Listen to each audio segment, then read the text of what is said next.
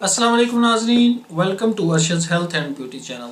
नाजरीन, आज जो मेरी ये वीडियो है इसका टॉपिक है ये हैंड प्रैक्टिस या मुशज़नी जो है वो नुकसानदेह है या फ़ायदा मंद है या उसका कोई नुकसान या उसका कोई फ़ायदा नहीं है। तो नाजरीन, ये वीडियो जो है काफ़ी इसका मुझे लोगों ने इसकी फरमाइश भी की थी। वैसे भी मेरे जहन में काफ़ी अरसे से थी ये टॉपिक जो था, लेकिन मैं बस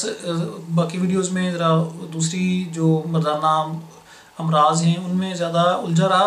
तो मैं आपको आज थोड़ा सा इसके बारे में, मुशज़नी के बारे में यानी कि हैंड प्रैक्टिस के बारे में, इसके बारे में बताऊंगा कि ये कैसे इसका नुकसान आते हैं या इसके फ़ायदे हैं। तो नाजरीन, सबसे पहले आपको मैं वीडियो स्टार्ट करने से पहले एक मैं आपको हदीस नबवी सुनाऊंगा कि नबी पाक सल्लल्लाहु अलैहि वसल्लम ने फरमाया है कि हाथ से मनी गिराने वाला मलऊन है। यानी कि इस हदीस के बाद आपको किसी बहस की, मेरे ख्याल में, या किसी दलील की ज़रूरत नहीं पड़ती है कि हैंड प्रैक्टिस जो है वो अच्छी चीज़ है या बुरी चीज़ है। क्योंकि अगर नबी पाक सल्लल्लाहु अलैहि वसल्लम ने किसी चीज़ से भी हमें मना फरमाया है तो वो डेफिनेटली उसमें नुकसान होता है। अगर किसी चीज़ की तरफ तरगीब दी है तो वो चीज़ें फ़ायदेमंद हैं। तो इसके बाद अगर फिर भी हम बहस करें कि साइंसी तौर पे या अगर मेडिकली तौर पे भी इस चीज़ पे हम आएँ, तो ये सबसे पहली बात तो ये है कि मैं दिन में तकरीबन सैकड़ों कॉल्स और मैसेजेस और फेसबुक पे और ईमेल्स वगैरह पढ़ता हूँ, और उसमें बहुत ज़्यादा लोग अपने डिफरेंट जरियान के और ज़कावत हिस्स के और सूरत नज़ाल के और मतलब कमज़ोरी के और नफ्स में टेढ़ापन और पतलापन, बहुत ज़्यादा लोग जो लिखते हैं, और उसका सबका तकरीबन 80% से भी ज़्यादा जो लोग हैं, 95% कहना चाहिए, उनका यही उनकी रीज़न वो बताते हैं कि उन्होंने जब वो जवानी आई उन पे, यानी कि बालग हुए, तो उन्होंने हैंड प्रैक्टिस शुरू कर दी, यानी कि मुशज़नी शुरू कर दी, तो उनका फिर आहिस्ता आहिस्ता ये हाल हो गया। तो अब अगर सोचा जाए कि कुछ लोग, एक तबका है ऐसा,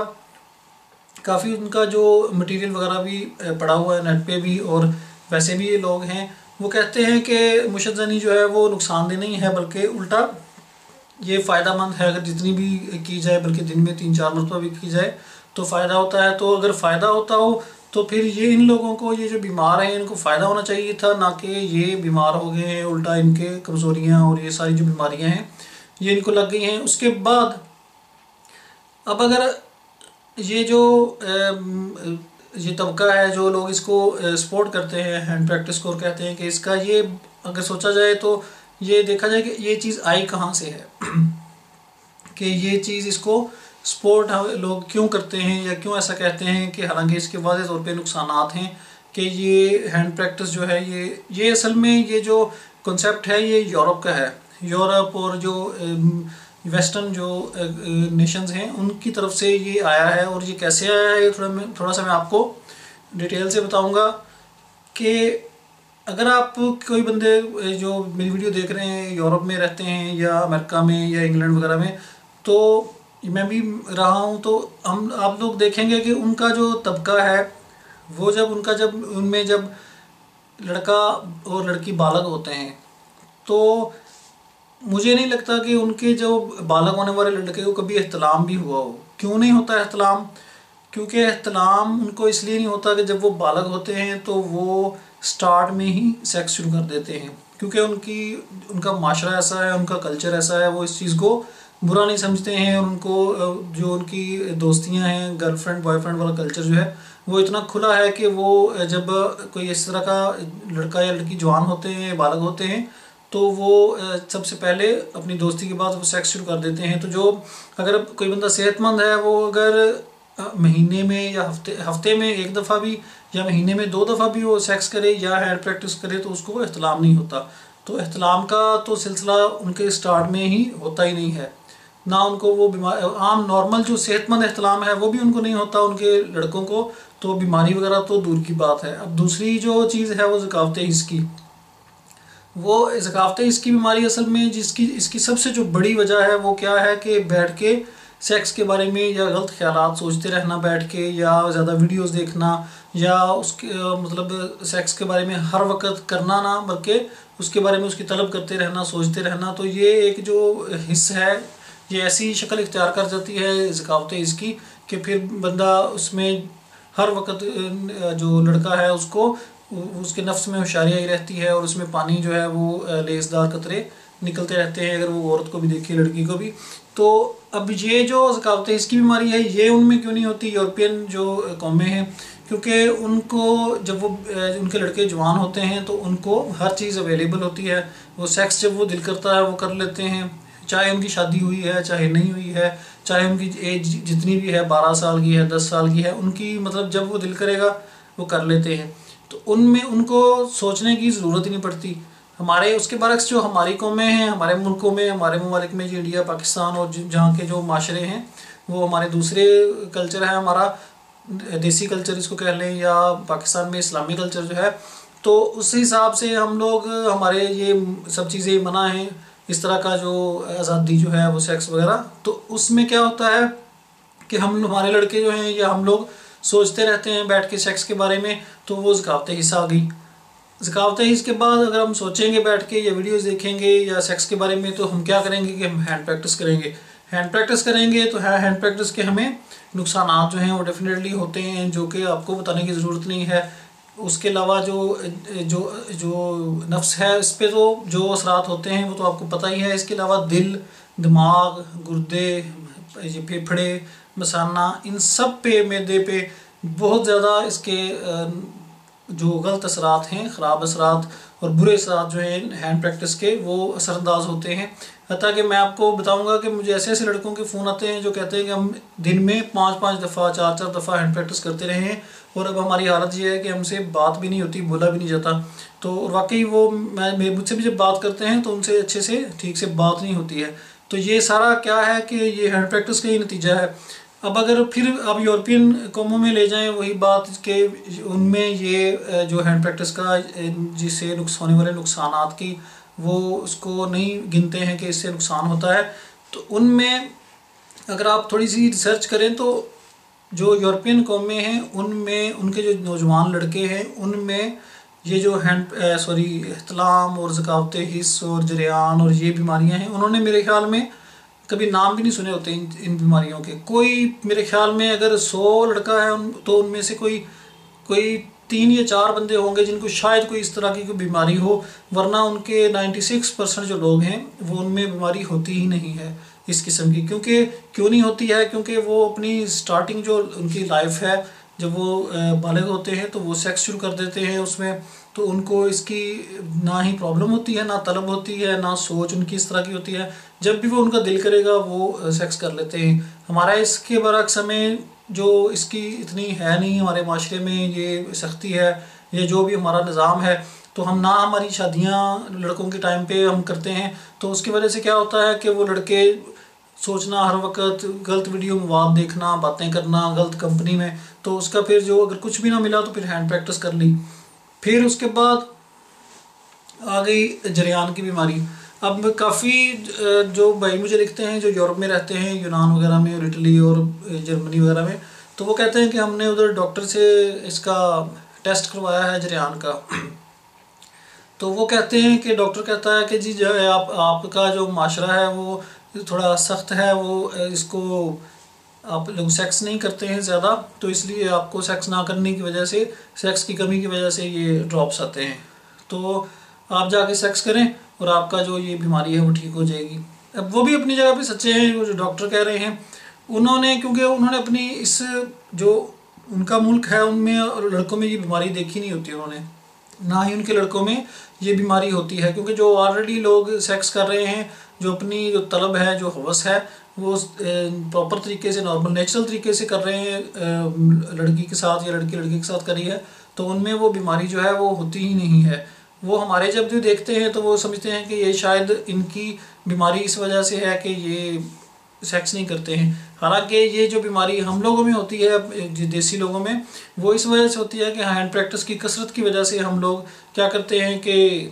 हमारी जो नसें हैं और नफ्स जो है वो अंदर मसाना और एवरीथिंग जितनी भी ज़ाहिर हिस्सा है वो सारे कमज़ोर हो चुके होते हैं, तो उसकी वजह से हमें हमारा जो वो ड्रॉप्स हैं वो निकलना शुरू हो जाते हैं। इसके अलावा अब ये बात अगर आप ये सोचें कि अब माशरा, अगर वेस्टर्न माशरा जो इस तरह का बेहयाई करता है तो उस वजह से वो सेहतमंद है, तो हम लोग जो ईस्टर्न लोग हैं इनको भी बेहयाई करनी चाहिए और हम भी लोग सेहतमंद रहेंगे। इसका ये मतलब नहीं है। इसका मतलब ये है कि जो नबी पाक सल्लल्लाहु अलैहि वसल्लम ने एक रूल बनाया है, एक असूल बताया है कि लड़का और लड़की जब बालग हो जाएं तो उनकी शादियां कर देनी चाहिए। अब जो यूरोप है वो सारा इस हदीस पे अमल कर रहा है, ठीक है। सिर्फ उनमें जो खामी रह गई, उनमें कमी जो रह गई कि उन्होंने निकाह नहीं किया, उन लोगों ने, लड़के लड़कियों ने, वो ज़िना में पड़ गए। लेकिन अगर मेडिकली तौर पे हेल्थ के हिसाब से देखा जाए तो वो सारे हेल्थी हैं और वो बच गए हेल्थ उनकी जो बीमारियों से। इस तरह की जो बीमारियां हैं, जरियान, एहतलाम, ज़कावत हिस्स और ये हैंड प्रैक्टिस वगैरह, तो इससे वो बच गए। लेकिन उन्होंने एक गलत तरीका अपनाया, बजाय निकाह करने के या शादी प्रॉपर करने के उन्होंने छोटी उम्र से ही सेक्स शुरू कर लिया। और उस छोटी उम्र के सेक्स से उनको फ़ायदा ये होता है कि वो इस तरह की बीमारियों से बच जाते हैं। उसके बाद हम लोग क्या करते हैं कि हम लोग ना तो शादियाँ छोटी उम्र में करने के हक़ में हैं, हालांकि हमारे इस्लाम में ये इसीलिए है, इसमें यही जो मंतक है छोटी उम्र की शादियों में, कि जो लड़के लड़कियां जो हैं वो गलत बीमारियों से और गलत तरीक़ों से और गलत जो काम हैं उनसे बच जाएं। अब अगर फॉर एग्जांपल हम लोग ये कहते हैं कि छोटी उम्र की शादियां जो हैं वो बोझ बन जाती हैं, या लड़के लड़कियां अपने पाँव पे खड़े नहीं होते, फिर लड़का जो है वो मतलब अभी काम नहीं शुरू किया है, जो भी ये पढ़ रहे हैं, तो फिर या तो फिर आप ये करें कि आप इन कामों से टोटली बचें। अगर आप शादी टाइम पे छोटी उम्र में नहीं करना चाहते हैं या इसके हक़ में नहीं हैं, तो फिर अपने आप को या अपने लड़के को, अपने बेटे को गलत माशरे से, गलत आदतों से, गलत वीडियोज़ से, गलत हैंड प्रैक्टिस से, जो भी चीज़ें हैं, या तो उनसे बचाएं, इस बीमारियों में पड़ने से बचाएं। अगर वो नहीं कर सकते हैं, आप उसको इतना साफ माहौल नहीं प्रोवाइड कर सकते हैं, या इतनी गाइडलाइन उसको नहीं दे सकते हैं, या उसकी जो निगरानी है वो नहीं कर सकते हैं, तो फिर आप कम से कम उसकी शादी करें टाइम पे। ये अभी मैं इंग्लैंड में काफ़ी अर्सा रहा हूँ, तो मैंने वहाँ पे देखा है कि टोटली उनकी जो तरीक़ाकार है वो अंग्रेज़ों का, यानी कि इंग्लिश लोगों का, ब्रिटिश लोगों का, वो बहुत ज़्यादा, अगर 80% तक कहा जाए तो गलत ना होगा, कि उनका इस्लामी है। वो इस्लाम पे चलते हैं। सिर्फ उनकी 2-3 चीज़ें जो ऐसी हैं जो मतलब जिसकी वजह से वो टोटली उसको हम गलत पेंट करते हैं। एक उनका ज़िना, शराब, ये चीज़ें उनमें थोड़ी मतलब अगर बिल्कुल हमारे अपोजिट है। बाकी अगर वो इस तरह की चीज़ें ना करते हों और एक उनमें कलमा हो, तो आप यकीन करेंगे वो टोटली इस्लाम पे चलते हैं। अगर इस्लाम में है कि सफाई निस्फ़ ईमान है तो वो सफाई करते हैं। अगर उनमें, अगर इस्लाम में ये है कि आप अपने आते जाते को सलाम करो तो वो हेलो हाय करते हैं एक दूसरे से। अगर वो आप छींक मारें तो अल्हम्दुलिल्लाह कहो, या यरहमुकल्लाह कहो तो वो ब्लेस यू कहते हैं। मतलब छोटी छोटी इतनी चीज़ें हैं जो टोटली अगर आप स्टडी करें तो वो इस्लाम की हैं असल में, लेकिन अपनाई उन्होंने हैं। तो इसलिए इस्लाम का मकसद क्या है कि एक कामयाब माशरे की तश्कील देना, या एक कामयाब माशरा उसको, उसके लिए उसकी रहनुमाई करना। तो वो कामयाब, अगर हम लोग आज पीछे हैं, हमारी गंदगी है, हमारे गटर पानी से भरे हुए हैं, सड़कें हमारी साफ़ नहीं हैं, हमें फ्रॉड है, हम लोग भूखे मर रहे हैं, हमारी मतलब जो माशरा जो है वो एक दुनिया का 3rd वर्ल्ड कंट्री हम कहलाते हैं, तो उसमें यही एक मंतक है या एक रीज़न उसकी है कि हम लोग इस्लाम से बिल्कुल इस्लाम के अपोजिट चलते हैं। अगर इस्लाम ने कह दिया है कि सफाई निस्फ़ ईमान है तो हम लोग गंदगी की तरफ चलते हैं। अगर हमें कोई इस्लाम में है कि इस्लाम करो या किसी को दरगुजर करो तो हम रास्ते में जाते हैं हर बंदे से झगड़ा करते हैं। बल्कि जो ब्रिटिश कौमें हैं या दूसरी इंग्लिश कौम, सॉरी यूरोपियन कौमें हैं, वो एक्सक्यूज़ मी और सॉरी के अलावा कोई वर्ड नहीं यूज़ करती हैं इतने प्यार मोहब्बत से। जो लोग रहते हैं उनको पता है सारा, ये बताने की ज़रूरत नहीं है। तो कहने का मतलब क्या है कि इस्लाम जो है वो एक, उसने जो चीज़ बता दी है वो 100% वो एक चीज़ फ़ायदामंद है और एक इस्लाम माशरे के लिए बेहतरीन चीज़ है। तो अगर इस्लाम में ये है कि शादी टाइम पे करें बच्चों की बालग होते ही, तो वो उसमें ये रीज़न है। अगर आप शादी टाइम पे नहीं करना चाहते हैं या नहीं कोई प्रॉब्लम है, एक मसला है, तो फिर कम से कम इतनी गारंटी दें कि आपका अपने बेटे की या अपनी बेटी की हिफाजत कर रहे हैं, निगरानी कर रहे हैं, उसको गलत राह से पे चलने से रोक रहे हैं। तो ये जो हैंड प्रैक्टिस है, अगर वो कोई लोग कहते हैं कि जी हैंड प्रैक्टिस से नुकसान नहीं होता है, फ़ायदा होता है, तो ये जो कॉन्सेप्ट है ये यूरोप से आया है। और यूरोप से क्यों आया है ये मैंने आपको बता दिया है कि उनमें हैंड प्रैक्टिस और ये चीज़ें, अगर वो एक और बात है, अगर आप ये कहें कि वो हैंड प्रैक्टिस नहीं करते हैं तो ये भी गलत चीज़ है। उनके लड़के भी हैंड प्रैक्टिस करते हैं, लेकिन उनके लड़के जो हैंड प्रैक्टिस करते हैं वो बहुत थोड़ी मिकदार में करते हैं। यानी कि अगर